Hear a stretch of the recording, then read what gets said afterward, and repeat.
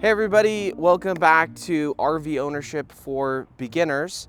I just wanted to go over a few more things that are critical for you to know as you're getting into the world of RVing and you know nothing and are just trying to figure out everything that you need to know to really be a great RV owner. So today I'm going to go over tow haul mode on your truck, the importance of that, trailer brakes, how that works, and then also the trailer brake controller. So those are the three things that I'm going to go over today. So what I'm going to start with first is trailer brakes. One of the common questions that I get when people call in, do I need a trailer brake controller? Is that required in order for me to have a trailer? So do I need to have a trailer brake controller on my tow vehicle? And the answer is no. You don't technically need one in order to have an RV, that you can take around with you. The way it'll work is when your tow vehicle is connected to the trailer, as soon as the 7-pin connector is connected, it's going to be able to send power to the brakes in the trailer. And the braking on the trailer and in the tow vehicle will work, even if you don't have a trailer brake controller in the tow vehicle. The difference is that on a trailer brake controller, it does just that. It gives you control over the brakes. And so what it's going to allow you to do is to increase the amount of power that is going to those brakes. If you don't have a trailer brake controller, it might just have a static fixed level of power, or gain is the proper word, that it sends to the brakes to apply pressure and stop the trailer. With a trailer brake controller, you can actually increase that or decrease that. So what I can actually do is I can jump in the truck and show you what a factory trailer brake controller looks like. That's what I did on my truck. This is actually Jax's truck. He's probably towed, I don't know, maybe 1,000 miles.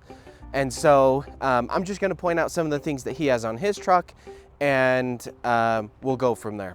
Okay, so right here, this is actually the trailer brake controller for his vehicle.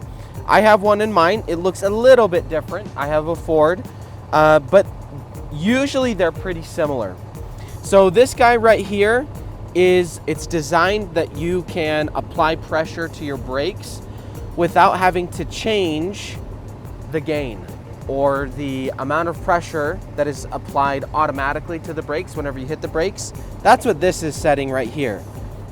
So you can see that right now it's on 7.5.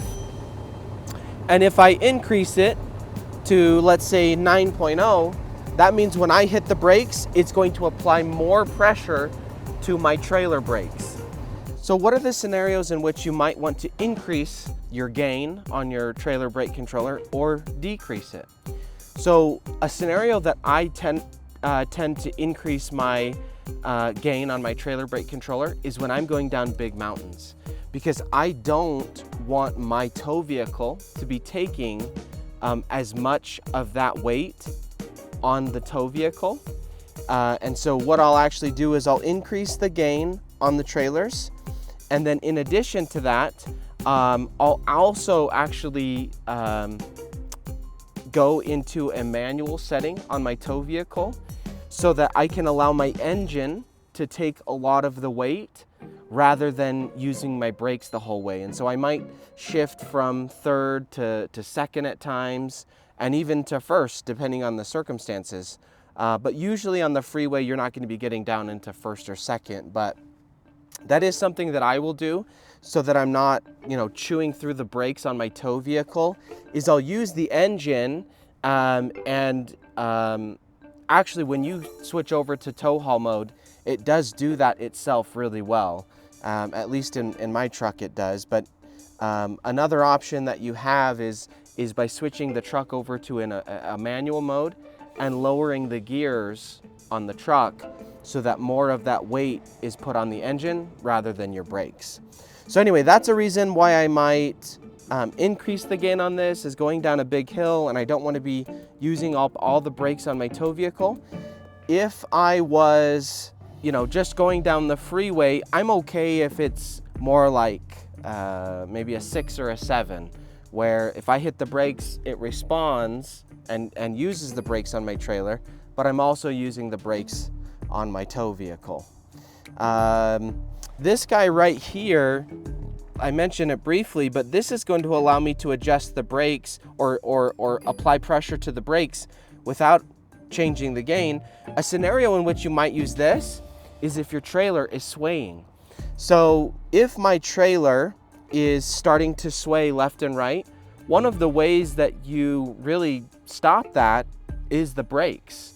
So instead of applying the brakes on my tow vehicle and you know, stopping my tow vehicle and the trailer, what I can actually do to reduce the sway on my trailer is actually squeeze this right here, and it's going to brake the trailer and bring it back to the middle of the road.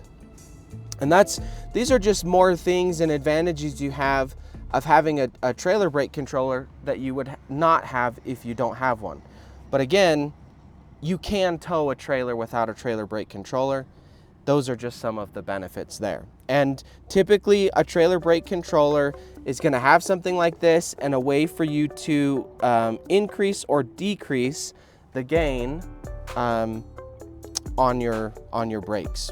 So the next thing I wanted to talk about is tow haul mode. Now, I had no idea that this was even a thing, and I took my trailer out on several trips without even knowing that that was a thing. On my Ford, there's a button that you can push that will allow it to go through different, I guess, gear ratios and settings for the engine that help it apply pressure differently and the way that it's going to respond in different environments. So like snow mode and wet mode, and there's eco mode, there's a bunch of different settings. But I want to point this out.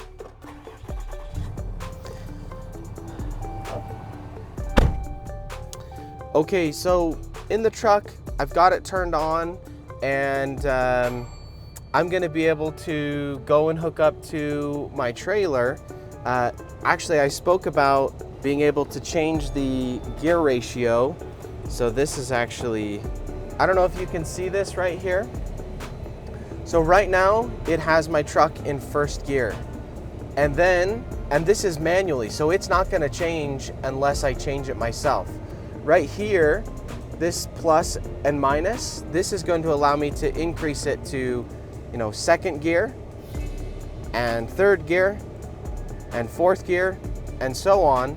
So again, this is going to help you when you're going down a hill or a mountain and you want to put some of that trailer weight on your engine rather than on your brakes, is this manual setting here. Modern trucks, this is going to be standard, so just wanted you to be aware of that.